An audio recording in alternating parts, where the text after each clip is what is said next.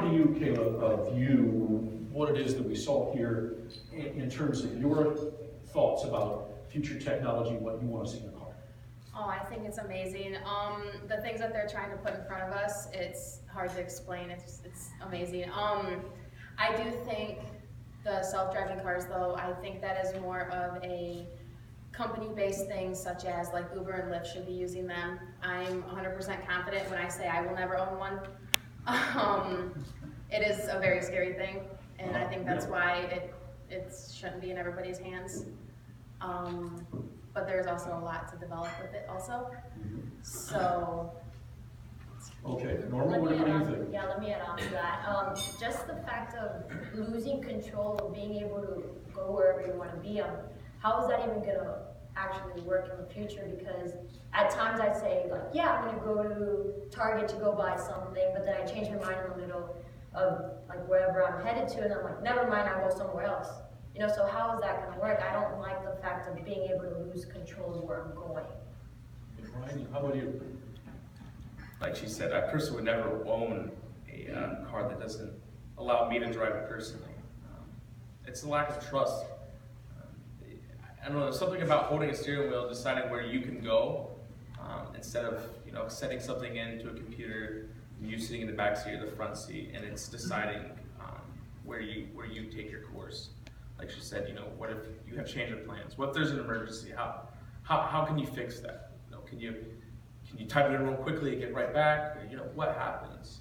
So I think it's something that needs to be well developed more. You're Northwood, and we all in this room know what that means. You're still part people. You really like your cars. I did a piece that we aired about a month ago. She's a designer for Ford. She is 24 years old, has 15 patents, comes from California, and works in the automotive, the self-driving car business, and does not have a driver's license. And so it begs the question, you are car people, so therefore you're thinking in those terms, but how about your classmates, your colleagues, say even from high school? Are you hearing from them in terms of whether they think that a car means freedom to them? I would say so. I grew up in an extremely small town. We didn't even have a stoplight, and cruising was something we did.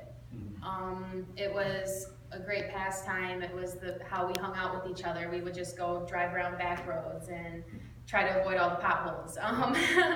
So to hear people 24 years old not having your license, that's crazy. I'm not 24 yet, and I've had my license for a couple of years now, so that's interesting. Ryan, any thoughts? I think it takes away from involvement. You need a car to get everywhere. I think a license, it's definitely a privilege, but it's something you look forward to. It's like, man, I'm 15 and a half, dang it, I'm not 16 yet, I can't get a license. And like, once you get it, it's like the biggest milestone in your life. It's like, yes, I'm gonna go on the longest drive I could ever take, waste about $40 in gas. Till the caffeine wears off. Yeah, till the caffeine wears off. Norm, how about you? You're from Texas. Yes, I'm from Texas.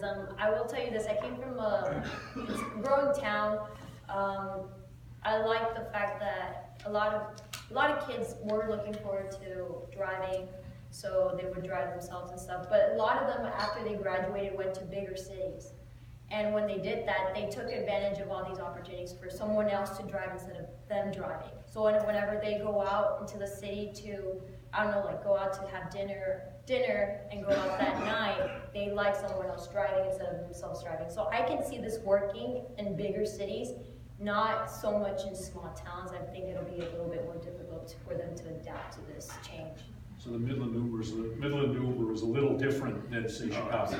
Yes, recently Midland just got Uber and Yeah. Lyft, so that's something that's just getting there compared to bigger cities. So we'll see how it does. Now, Brian, would you want to do ride sharing? How about ride sharing, or owning a car with somebody else or with a group of people? What do you think of that? I don't know. I really don't know. Ride sharing. I don't know. I really don't.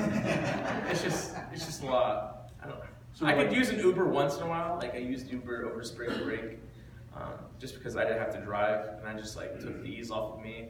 A bunch of loud friends in the back, and it just makes it really easy for Uber driver. But like you said, I don't see it ever working in anything small enough.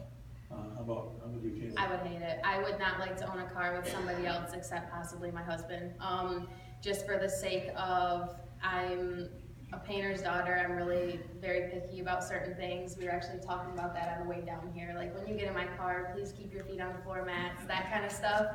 If I shared a car with somebody that would, I would not like that one. So you're not into that timeshare condo either, are you? No, I'm not by any means. The Uber, yeah, probably, that's something that when you're in a bigger city, when you're out connecting with people, going out, maybe a couple drinks or something, yeah, it's the safer route, it's a more reliable route, having to worry about parking and stuff, but as far as an everyday, I'm on my way to work, if I gotta call an Uber, I don't think so.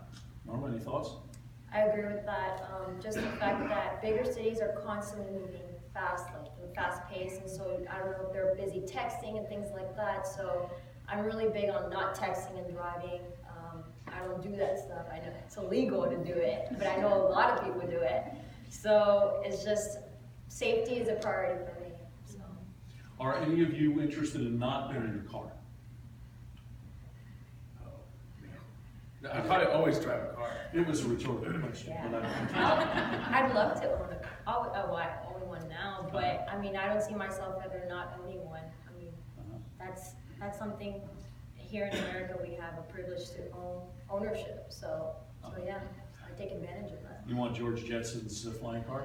That would be interesting. That would be interesting to see. I'd like to stay on the ground. You're a smart man. Yeah, thank you. You're a smart man. All right. Thank you very much. Thanks. Come back. Thank you.